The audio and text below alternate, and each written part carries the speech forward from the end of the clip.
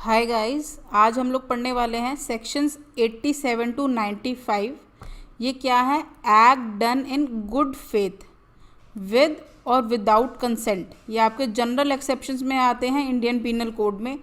इसमें कंसेंट बहुत major role play करता है और ये बहुत इम्पॉर्टेंट सेक्शंस हैं। इसमें ज़्यादातर बस ये है कि प्रीलिम्स में यही आपका क्वेश्चन जो आता है वो ज़्यादातर यही होता है कि इसमें कंसेंट दी गई थी या नहीं दी गई थी, या कोई ऐसे आपको एग्जाम्पल दे देते हैं क्या उसको बेनिफिट मिलेगा कि नहीं मिलेगा। अगर टफ पेपर बनता है तो ये हो जाता है कि कौन से सेक्शन में बेनिफिट मिलेगा। वो 87 88 ही होते हैं ज़्यादातर, क्योंकि बाकियों में तो कोई डाउट है ही नहीं, सिंपल हैं बाकी सेक्शंस, सिर्फ इनमें थोड़ी सी आपको दिक्कत आती है। अब हम आगे देखते हैं। ये जो है आपके सेक्शंस 87 टू 89 और 92, ये क्या ले करते हैं, जो रूल्स आपके ले करते हैं कि when harm cause to the consenting individual should not be punished in the interest of the community. कि अगर किसी ने किसी को हार्म किया है, जिसने कंसेंट दी थी, उस पर्सन ने जिसने उनकी कंसेंट लेने के बाद एक कार्य किया, तो उसको पनिशमेंट नहीं होना चाहिए इंटरेस्ट ऑफ द सोसाइटी में, क्योंकि उसने उनकी बात को मानते हुए एक काम किया है। इसका मतलब जो सेक्शन 87 है वो इम्यूनिटी देता है एक मैन को प्रोसिक्यूशन से कि किस भाई के उस बंदे ने मुझे कंसेंट दे दी थी। और जो सेक्शंस आपके 88, 89 और 92 है, ये एक्सटेंड करता है प्रोटेक्शन जहाँ पर कोई हार्म भी कॉज कर दिया गया उस पर्सन को, लेकिन कब? इन गुड फेथ में, और कंसेंट हुई दी होनी चाहिए, मतलब कंसेंटिंग पार्टी में। ठीक है, ये जो बेसिकली आपके सेक्शंस हैं ये कब इनैक्ट हुए हैं? ये इंटरेस्ट ऑफ द डॉक्टर्स, ये डॉक्टर्स के लिए बनाए गए हैं, या ऐसे लोग जो फिर कंसेंट के बेसिस पे या कुछ ऐसा काम करते हैं जिसमें रिस्क भी होता है, तो उन लोगों को प्रोटेक्ट करने के लिए ये लॉज बनाए गए हैं। कि ऐसे नहीं है कि एकदम से उन पर लोग चढ़ जाएं। ठीक है, तो उनको प्रोटेक्शन मिलती है कि कभी वो सोचते हैं कि भाई ये ज़रूरी है काम करना, लेकिन हो जाती है, उस पर्सन को हार्म हो जाता है या उसकी डेथ हो जाती है, प्रोवाइडेड नेग्लिजेंस नहीं होनी चाहिए, तो उन केसेस में इन लोगों को प्रोटेक्शन मिलती है। जैसे कि अब ये क्या कहता है कि अ मैन, एक जो मैन होता है, इज़ द बेस्ट जज ऑफ हिज ओन इंटरेस्ट। एक मैन को अपने बारे में अच्छा बुरा भरा सब पता होता है। ठीक है, तो no man will consent to what he considers injurious to his own interest. अगर एक पर्सन को लगता है कि एक वो जो कंसेंट दे रहा है उसके लिए गलत होगी, वो कंसेंट कभी भी नहीं देगा। इसलिए उसकी कंसेंट को हम मद्देनज़र रखते हुए उस पर्सन को एग्जेम्पशन दे देते हैं।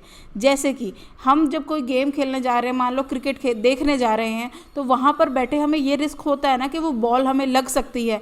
तो अगर वो बॉल लगती है तो उसमें क्या हम बैट्समैन के अगेंस्ट केस कर देंगे? नहीं, उसकी कोई गलती नहीं है, हमने वो रिस्क खुद से लिया था। ठीक है, कि भाई इम्प्लाइड कंसेंट थी कि हाँ हम वो रिस्क लेते हैं। But if the bodily injury is inflicted in violation of the rules, कि भाई रूल्स ही वायलेट किए हुए थे, घुसते हुए मार रहे हैं या कोई और चीज़, then the considered is considered void ab initio. जो कंसेंट थी उसको हम कंसीडर नहीं करते, हम ये मानते हैं कि वो पहले से ही खारिज थी अगर कहीं पे भी वॉयलेशन होती है तो। अब हम डायरेक्ट एक बार इनको बेयर एक्ट से, act not intended and not known to be likely to cause death और ग्रीवियस हर्ट डन कैसे किया गया? Bye consent. एक एक्ट जिसमें ना ही उस पर्सन की इंटेंशन थी, ना ही उसको नॉलेज थी कि उसका ऐसा एक्ट या तो उस पर्सन की डेथ कॉज करेगा या ग्रीवियस हर्ट कॉज करेगा, वो लेकिन एक्ट कैसे किया गया था? कंसेंट के हिसाब से। ठीक है, कि वो ऐसा भी कोई भी एक्ट वो ऑफेंस नहीं होता कि अगर by reason of any harm, कि भाई उसमें उसको कोई हार्म हो गया कि क्योंकि वो अबव 18 ईयर्स था, जिसने कंसेंट दी थी। एक्सप्रेस और इम्प्लाइड दोनों हो सकती है, मतलब अपने जेस्चर से भी या बोल के भी, कि भाई हाँ ठीक है, अगर कोई चोट वगैरह लग जाती है तो मैं उसके लिए राज़ी हूँ, क्योंकि मैं इस बात की कंसेंट दे रहा हूँ कि ऐसी गेम्स में या ऐसी चीज़ों में चोट लग सकती है। ठीक है, अब जैसे कि ए और बी ने बात करी कि हम फेंस करेंगे एक दूसरे के साथ। ठीक है, फेंसिंग करते करते, तो इसमें क्या हो गया? इम्प्लाइज द कंसेंट ऑफ, कि भाई अगर कोई हार्म होता है तो मैं वो सहन करने के लिए तैयार हूँ। और विदाउट फॉल प्ले, ऐसा भी नहीं था कि वो उसको हार्म पहुँचाना चाहता था। अब if a while playing Fairlie, fair खेलते हुए उसने जेड को हर्ट कर दिया, तो ए ने कोई भी ऑफेंस नहीं किया। ठीक है, क्योंकि खेलते खेलते धक्का भी लग जाता है, चोट भी लग जाती है, कुछ भी चीज़ हो जाती है, तो ऐसे तो एक दूसरे के ऊपर केस ही करते रहेंगे। उसमें सब कंसेंट देते हैं कि हाँ हम खेल रहे हैं तो चोट लग सकती है। ठीक है, अब नेक्स्ट है 88 क्या कहता है, act not intended to cause death done in, यहाँ पर गुड फेथ आ गया और पर्सन के भले के लिए। जैसे ये भले के लिए आ गया, इसका मतलब हम कुछ स्पेशल केसेस में जा रहे हैं, मतलब जैसे कि डॉक्टर्स वगैरह या जो भी कोई करते हैं, वैद्य जी करते हैं, ऐसी चीज़ों में कि किसी इंसान के भले के लिए। ऊपर हमने क्या देखा था कि जनरल कोई भी चीज़ के लिए अगर आप कंसेंट करते हो, ये आपके सेक्शन सबसे ज़्यादा इंपॉर्टेंट है कि 87 में तो किसी भी एक जनरल आपका दिया हुआ प्रोविजन है कि कभी भी कहीं पे भी आप कंसेंट करते हो तो उसमें आपको एग्जेम्पशन मिल जाता है। लेकिन 88 में क्या है कि अगर एक पर्सन के बेनिफिट के लिए आप कंसेंट करते हो तो उसमें जो होता है, एक्ट जो होता है, उसको एग्जेम्पशन दी जाती है। ठीक है, कि भाई एक गुड फेथ के लिए कंसेंट दी गई हुई थी, एक्सप्रेस और इम्प्लाइड, कि भाई हम हार्म लेने को तैयार हैं, वो चीज़ जो है वो ऑफेंस नहीं है। अब जैसे कि ए जो है सर्जन, अब देखो सर्जन आ गया कि भाई उसे पता था कि अगर मैं ये ऑपरेशन करता हूँ तो जेड की शायद डेथ हो सकती है, लेकिन क्या था कि वो बहुत ज़्यादा पेन में था जेड, लेकिन वो जेड की डेथ भी नहीं करना चाहता था और उसे बचाना भी चाहता था। लेकिन अब रिस्क तो हो गया कि ऑपरेशन करेगा तो शायद कहीं मर ना जाए, लेकिन अगर ऑपरेशन नहीं करेगा तो वैसे दर्द के मारे मर जाएगा। तो उसने गुड फेथ में जेड के भले के लिए ऑपरेशन कर दिया, किससे, जेड की कंसेंट से। तो इसमें ए ने कोई भी ऑफेंस नहीं किया। ठीक है, अब ये 89 है, इसमें देखिए ये बेनिफिट किसका है, बेनिफिट ऑफ अ चाइल्ड और इनसेन पर्सन, और कंसेंट क्या है, बाय कंसेंट ऑफ गार्जियन, क्योंकि एक चाइल्ड और इनसेन पर्सन अपनी एक वैलिड कंसेंट नहीं दे सकता, इसलिए उनके बिहाफ पे उनके गार्जियन को ही कंसेंट देना पड़ता है। अब ये एजेस जो है ना, ये आप अच्छे से देखिए क्योंकि क्वेश्चन आ सकता है कि for the benefit of a person under 12 years, मतलब बच्चा 12 साल से छोटा या अनसाउंड माइंड। ठीक है, कंसेंट कैसे हो सकती है, एक्सप्रेस और इम्प्लाइड, किसने दी होनी चाहिए, गार्जियन या कोई ऐसा पर्सन जिसके पास लॉफुल चार्ज था उस पर्सन का। ठीक है, इज एन ऑफेंस, वो कोई भी ऐसी चीज़ जो एक पर्सन ने अगर करी है एक बच्चे के लिए या इंसान के बेनिफिट के लिए उनके गार्जियन की कंसेंट पे, तो वो चीज़ ऑफेंस नहीं है। Intended by the doer to cause, तो अगर वो इसकी इंटेंशन भी नहीं थी कि वो किसी को हार्म पहुंचाना चाहता हो। अब ये वाले जो है आपका ये वाला सेक्शन जो है 89, इसके कुछ प्रोविज़ोज़ हैं। ये क्या है, फर्स्ट क्या है कि ये वाला एक्सेप्शन जो है वो इंटेंशनल डेथ कॉजिंग पर नहीं है होगा। अगर कोई किसी को जानबूझकर मारना चाहता है तो उन केसेस में ये आपका एक्सेप्शन जो है नहीं लगेगा। अब दूसरा वाला आपका सेकेंडली क्या कहता है, जिसमें कोई भी जानबूझकर ऐसा कोई काम करता है कि उसकी डेथ हो सकती है या ग्रीवियस हर्ट हो सकता है, उन केसेस पर नहीं लगेगा। जब कोई मतलब इंटेंशन आ गई ना, बैड इंटेंशन आ गई, तो उन केसेस में नहीं लगेगी ये एक्सेप्शंस।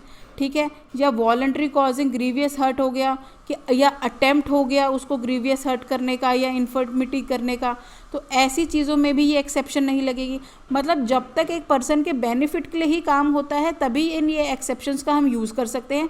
जैसे ही हमारी इंटेंशन ख़राब हो जाती है और हम ये बेनिफिट का नाम लेके गलत चोला पहनकर किसी की डेथ करना चाहते हैं या उसे बीमार करना चाहते हैं या उसे मारना चाहते हैं, तो वहाँ पर ये जो सेक्शन के एक्सेप्शंस हैं आपको बेनिफिट नहीं मिलेगा।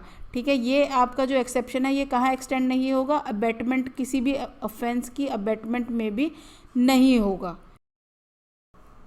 अब ये इलस्ट्रेशन देखते हैं, ये क्या कहता है कि ए ने गुड फेथ में चाइल्ड के बेनिफिट के लिए, चाइल्ड की कंसेंट नहीं, खुद से अपनी कंसेंट दे दी कि भाई सर्जन को कि हाँ आप मेरे बच्चे का ऑपरेशन कर दो, लेकिन वो अपने बच्चे की डेथ तो नहीं चाहता था।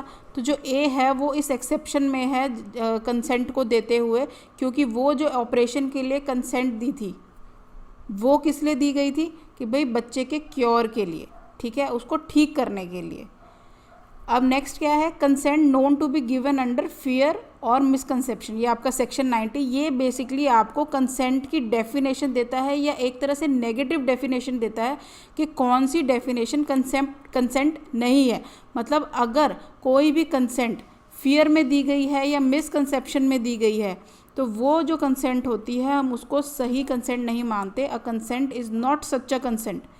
ठीक है, is intended by any section of this code, अगर वो फियर ऑफ इंजरी में है या मिसकंसेप्शन ऑफ फैक्ट में है, तो वो जो कंसेंट है वो सही कंसेंट नहीं है। जैसे कि और कंसेंट ऑफ इनसेन पर्सन, क्योंकि एक इनसेन पर्सन सही कंसेंट नहीं दे सकता, तो उनकी कंसेंट भी एक कंसेंट नहीं है। और कंसेंट ऑफ चाइल्ड, चाइल्ड यहाँ पे कितने साल वाला है, 12 years of age, unless the contrary appears from the if the consent is given by a person under 12 years of age, तो वो कंसेंट आपकी कंसेंट नहीं मानी जाती। ठीक है, अभी आपका सेक्शन 91 ये क्या कहता है कि exclusion of acts which are offences independently of harm caused, कि कुछ एक्ट्स को हम एक्सक्लूड करते हैं कि हार्म कॉज हुआ है या नहीं उसको छोड़ते हुए, उसको ध्यान ना देते हुए। तो ये जो एक्सेप्शंस थी आपकी सेक्शन 87, 88 और 89, 90 में तो कंसेंट डिफाइंड हुआ है ना, तो आपके कौन कौन से सेक्शन हुए, 87, 88, 89, वो उन एक्ट्स पे नहीं लागू होते जो कि which are offenses independently of any harm which they may cause or intend to cause or known likely to cause to the person giving the consent।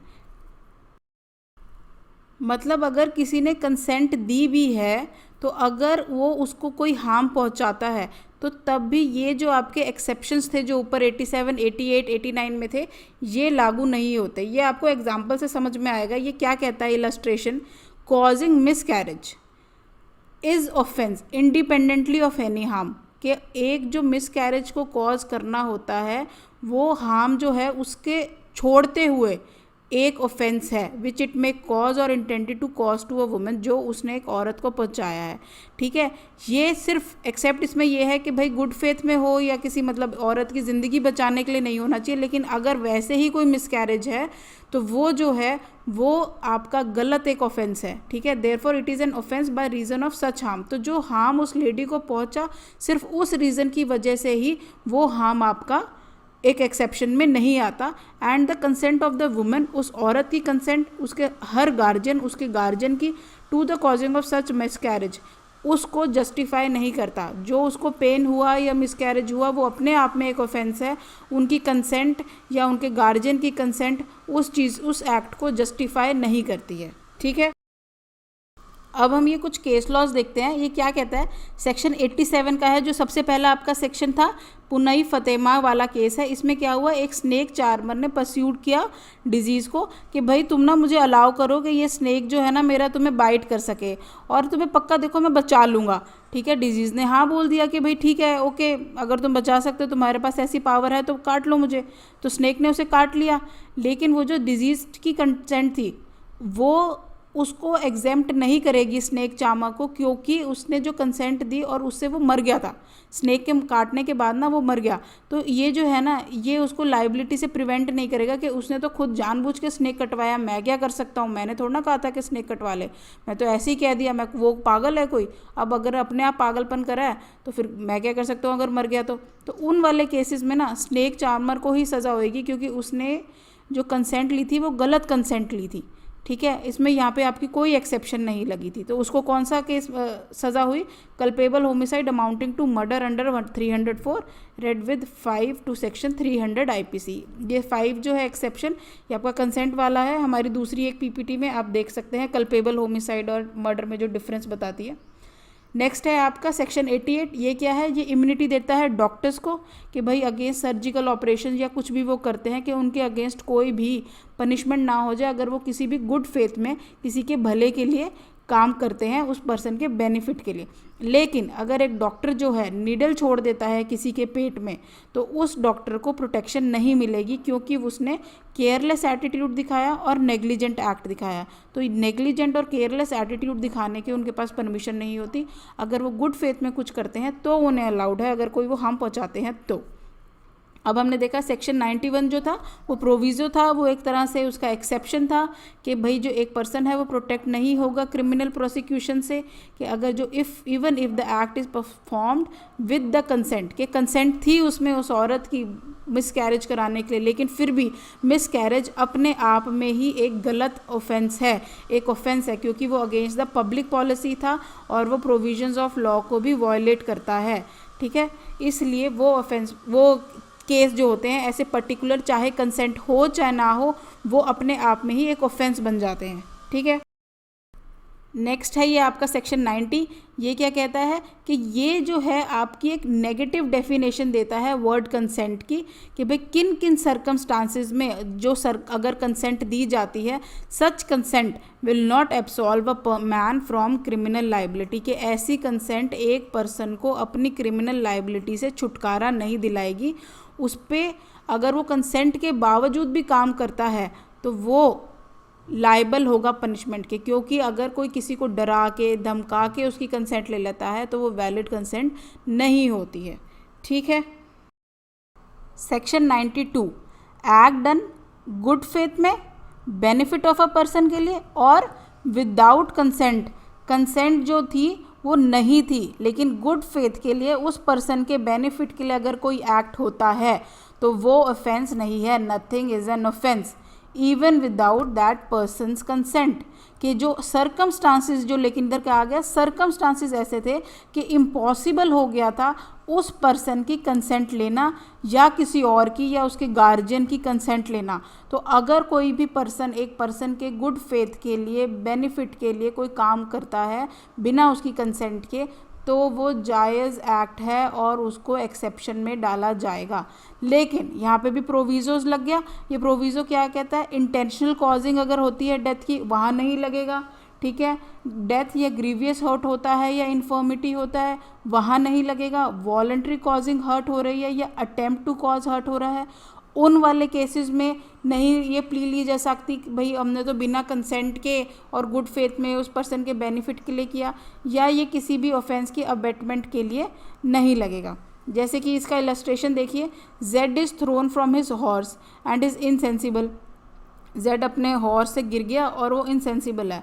तो ए ने जेड को देखा और उसे लगा कि इसको तो मदद की ज़रूरत है, कि ए जेड की डेथ नहीं चाहता था लेकिन उसके गुड फेथ चाहता था। गुड फेथ में मतलब कि भाई मैं भला करूँगा, मैं तो सर्जन हूँ, मेरी ड्यूटी है, और जेड के बेनिफिट के लिए। ठीक है। तो जज तो अगर वो उसका कुछ हेल्प कर देता है, उसकी मदद कर देता है, तो ए ने कोई भी ऑफेंस जो है वो नहीं कमिट करा है। ठीक है। Communication made in good faith, ऐसी कोई भी कम्युनिकेशन जो गुड फेथ में करी जाती है वो ऑफेंस नहीं हो जाती, कि अगर वो जो चीज़ थी वो बेनिफिट ऑफ उस पर्सन के लिए होती है। क्योंकि अगर कम्युनिकेशन देते ही उस पर्सन को कोई हार्म हो जाता है तो वो ऑफेंस नहीं हो जाता। कि मैंने तो अगर एक बात ही बताई किसी को और एकदम से किसी को हार्ट अटैक आ जाए तो इसका मतलब ये तो नहीं है कि मैंने उसको कुछ किया है, तो वो भी आपका एक्सेप्शन में आता है। कि एक सर्जन ने गुड फेथ में अपने पेशेंट को बताया कि भाई वो जी नहीं सकता, पेशेंट जो था वो डाई कर गया एकदम झटके से, मतलब शॉक में ही मर गया, तो ए ने कोई ऑफेंस नहीं किया। लेकिन जबकि ए को थोड़ा बहुत अंदाज़ा था कि हो सकता है वो कमज़ोर दिल का है, कि जो मैं अगर बताऊंगा उसे उसकी डेथ ना हो जाए। ठीक है। तो ऐसे केसेस में इसका केस एक्सेप्शन में आता है। अब आपका सेक्शन है सेक्शन 94, कि अगर कोई भी एक ऐसा एक्ट करता है एक पर्सन जो कि उसको कंपेल किया गया है थ्रेट से, तो वो ऑफेंस नहीं होता। लेकिन इसमें एक्सेप्शन है कि अगर आपको थ्रेट है तब भी आप किसी का मर्डर नहीं कर सकते या वो ऑफेंस नहीं कर सकते जो अगेंस्ट द स्टेट होते हैं, पनिशेबल विद डेथ। ये दोनों आप नहीं कर सकते, ये दोनों चीज़ें आपको अलाउड नहीं है। किसी की जान नहीं ले सकते या स्टेट के अगेंस्ट वो ऑफेंस नहीं कर सकते जिनकी पनिशमेंट डेथ है। ठीक है। कि अगर एक पर्सन को कंपेल किया जाता है कि भाई एप्रीहेंशन है, और उसको इतना किया जाता है कि उसे ये एप्रीहेंशन होती है कि उसकी एकदम डेथ हो सकती है, तो वो जो कोई भी एक्ट करता है वो एक्ट उसका पनिशेबल नहीं है, वो ऑफेंस नहीं है। लेकिन एक प्रोवाइज़ो है कि भाई वो खुद से उन सिचुएशन में या उन सर्कमस्टांसिस को बनाए हुए नहीं होना चाहिए, वो अपने आप से, कि उसको इतना ज़्यादा थ्रेट या कंपेल किया होना चाहिए किसी और पर्सन ने बिना उसकी इच्छा के कि उसे वो कार्य करने पड़ते हैं तब। ठीक है। अब ये आपकी दो एक्सप्लेनेशन है। ये एक्सप्लेनेशंस जो दी जाती है ना, ये इसलिए होती है ताकि आपको अपने सेक्शन की बेटर अंडरस्टैंडिंग हो सके। A person who of his own accord by reason of threat being beaten joins a gang of dacoits, अगर के एक पर्सन जो है वो थ्रेट देने, भाई अगर तू देख करेगा नहीं ना अगर हमारा गैंग ज्वाइन तो हम तेरे को पिटेंगे। ठीक है। तो गैंग डकॉइट्स का ना गैंग ज्वाइन कर लेता है, उनका करेक्टर जानते हैं, तो एंटाइटल नहीं है is not entitle to the benefit of this exception on the ground कि भाई वो लोग जो हैं उन्होंने मुझे ज़बरदस्ती किया था, मैं क्या कर सकता हूँ। ठीक है, अगर कोई भी पर्सन ऐसे गैंग ऑफ डकॉइट्स का अगर ज्वाइन करता है तो वो इस एक्सेप्शन में नहीं आता। ठीक है, अब नेक्स्ट क्या है कि एक पर्सन को पकड़ लिया डकैतों ने, ठीक है, और फोर्स किया कि भाई हम तेरी जान ले लेंगे, एक ऐसा ऑफेंस करने को जो कि पनिशेबल बाय लॉ है। तो वो क्या हुआ, जैसे एग्जांपल कि एक स्मिथ को अगर बुलाया उन्होंने कि भाई अपने टूल्स ला और ये जो दरवाज़ा है इसको तोड़ ताकि हम उधर से कुछ चोरी कर सकें या कुछ भी। तो जो स्मिथ था उसने अपनी वैसे स्किल्स लगा के वो दरवाज़ा खोल के तो दिया, लेकिन वो होगा एंटाइटल इस सेक्शन के लिए, मतलब इस सेक्शन के बेनिफिट के लिए, क्योंकि जो भी उसने काम किया वो अपनी डेथ के मतलब डर में किया, तो उसको वो अलाउड है। आपको क्या चीज़ें अलाउड नहीं है, बस मर्डर और पनिशेबल विद डेथ। ठीक है, अब ये नेक्स्ट क्या कहता है, सेक्शन 95। इसके आगे हम थोड़ी सी और एक्सप्लेनेशंस देखेंगे हमारे साथ में ही इसको पूरा होने के बाद, कि ये कोई भी चीज़ ऑफेंस नहीं है जो कि बहुत ही इतना छोटा सा किसी को हार्म करता है कि मतलब उसके बारे में कोई क्या ही कंप्लेंट करेगा। मतलब मैं बैठी हूँ या खड़ी हूँ, किसी की जरा सी उंगली लग गई और मैं कहूँ ओ शिट मुझे तो इसने हर्ट कर दिया, ग्रीवियस हर्ट हो गया, ऐसी चीज़ों को हम जो कंप्लेंट नहीं कर सकते, मतलब नोटिसेबल भी नहीं होती है, वो जो चीज़ होती है वो आपकी एक्सेप्शंस में होती है। एक्ट कॉजिंग स्लाइट हार्म, मतलब बहुत ज़्यादा स्लाइट, वेरी स्लाइट, कि भाई नो पर्सन ऑर्डिनरी सेंस जिसके पास थोड़ा बहुत भी दिमाग है ना वो कंप्लेन करेगा। ऐसे चीज़ों के आपके केसेस नहीं होते हैं। जैसे कि अब जो आपका सेक्शन 92 है वो कौन से केसेस में, जब इमरजेंसी होती है कि कंसेंट लेने का आपके पास टाइम नहीं होता है, ना कि कोई कैपेबल होता है देने के लिए, उस टाइम पे जो काम किया जाता है कि भाई एक बंदे को बहुत ज़्यादा चोट लगी हुई है और वो अनकॉन्शियस है, अपनी कंसेंट देने के काबिल नहीं है, तो अगर एक सर्जन उसके ऊपर ऑपरेशन करता है तो वो ऑफेंस नहीं करता, वो उसके भले के लिए करता है। अब आपका सेक्शन 93 है, वो क्या कहता है, जब हम कम्युनिकेशन करते हैं गुड फेथ में, ये बहुत इंपॉर्टेंट केस है एक्स वर्सेस हॉस्पिटल जेड।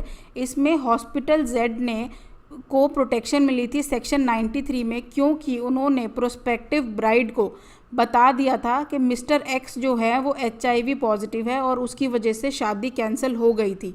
ठीक है, लेकिन वो जो कम्युनिकेशन किया गया था वो किस में था, गुड फेथ में था, और जो ब्राइड को सेव करने के लिए था, नहीं तो वो उनको भी HIV पॉजिटिव हो सकती थी, इसलिए उनको बचाने के लिए अगर ये कम्युनिकेशन की गई थी तो वो बिल्कुल सही है। एक्स की, क्योंकि ना हमारे पास राइट टू प्राइवेसी है कि हमारी जो प्राइवेट बातें हैं वो कोर्ट हॉस्पिटल को नहीं बतानी चाहिए, लेकिन यहाँ पे बताना इसलिए ज़रूरी था क्योंकि एक और पर्सन की लाइफ जो है एंडेंजर हो रही थी, ख़राब हो सकती थी अगर जो हॉस्पिटल जेड था वो डिस्क्लोज़ नहीं करता तो। ठीक है, यहाँ पे एक्स और जेड आप ये देख रहे होंगे ये डिस्क्लोज़ नहीं किया गया है, इसलिए ऐसे लिखा गया है। ठीक है, ये रूल्स होते हैं कुछ कोर्ट के। अब है आपका सेक्शन 94। ये इसमें क्या था कि जब कोई एक्ट करता है अंडर थ्रेट्स, इसमें आपका ये मैक्सिम है, एक्टस ने इन्वाइटो फैक्टस एस्ट निसी एक्टस, an act which is done by me against my will is not my act, hence I am not responsible for it. कि ऐसा कोई एक्ट जो मेरी विल के अगेंस्ट होता है वो मेरा एक्ट नहीं है और उस एक्ट के लिए मैं रिस्पॉन्सिबल नहीं हूँ। लेकिन क्या एक्सेप्शंस थी, कहाँ कहाँ लागू नहीं होगा, किसी का मर्डर करने के लिए या वेजिंग वॉर होगा, अगर हम स्टेट के अगेंस्ट कोई भी ऐसा ऑफेंस करते हैं जिनकी जो पनिशमेंट है वो डेथ से है। ठीक है, कि these exemptions are based on the ground that no one has a right to take another's life in order to save him. मतलब दूसरे की ज़िंदगी हम नहीं ले सकते अपनी ज़िंदगी को बचाने के लिए। अब आपका सेक्शन 95 आता है, ये इसके 2-3 क्वेश्चन बन जाते हैं प्रीलिम्स के, जैसे कि ट्रिवियल नेचर का है ये पूछ लिया जाता है, फिर ये है de minimis non curat lex, ये पूछ लेते हैं ये कौन सा सेक्शन है। तो ये क्या होता है, the law does not take notice of trifles, trifles मतलब बहुत छोटी मोटी बातों का लॉ जो है कॉग्निजेंस नहीं लेता, कि ये जो पेटी इश्यूज होते हैं कोर्ट भी कहता है इनको कोर्ट के बाहर ही निपटा लो। जैसे कि मान लो कि एग्जाम्पल कि अगर मैंने किसी के इंक पॉट में अगर अपना पेन डिप करके कुछ लिख दिया तो इसको मैं थेफ्ट नहीं करूँगी, एक बूंद अगर ले ली इसके इंक पॉट से तो डजेंट मीन कि मैंने ये चोरी करी है। तो ऐसे जो कार्य होते हैं ये बहुत छोटे होते हैं, बहुत ही पेटी होते हैं, इनमें किसी को कोई सज़ा नहीं होती, ये ट्रिवियल होते हैं। ये बहुत इंपॉर्टेंट सेक्शन है प्रीलिम्स के हिसाब से, काफ़ी बार क्वेश्चंस आते हैं इसके हिसाब से। ठीक है, आई होप आप लोगों को समझ आ गया होगा। अगर आप लोगों को कोई भी डाउट हो तो आप कमेंट में पूछ सकते हैं या कॉल कर सकते हैं। Thank you.